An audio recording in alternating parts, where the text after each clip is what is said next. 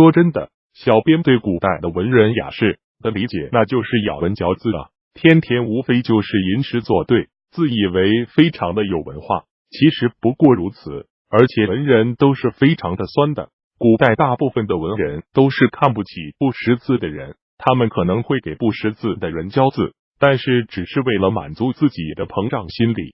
就好像我们现代的好学生看不起或者不跟学习不好的学生玩一样，就是老师可能都是排斥学习不好的学生。言归正传啊，我们回到正题上啊，古代人除了写诗啊，当然他们也是喜欢对联的。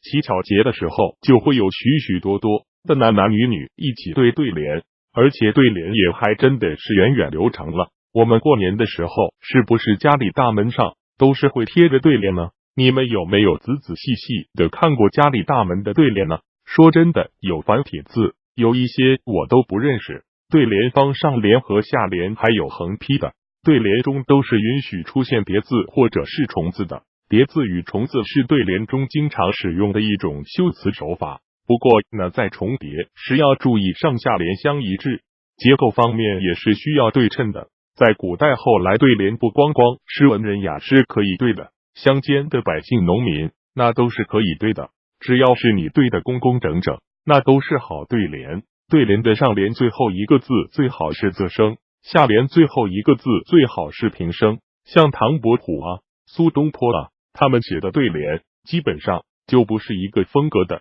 唐伯虎写的对联基本上都是非常的有钱诙谐的，苏东坡写的都是非常的有意境的。唐伯虎曾经为了一个有洁癖的官员写过一个对联，且看客官多情，干姐衣带终不悔。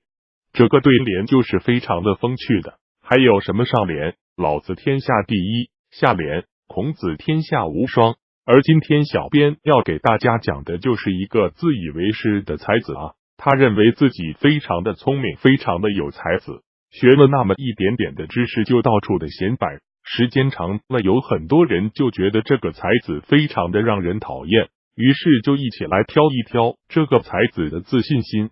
才子就说道：洞外探查，洞里流水。这个上联啊，可以说是非常的让人想入非非呢，非常的不堪入目。有一个小女子就说道：树下清秀，树上茶花。这个下联还是不错的，工工整整的，也算是活生生的打了才子的脸啊。其实这个对联还是有下联的，窗外安听，窗内低吟。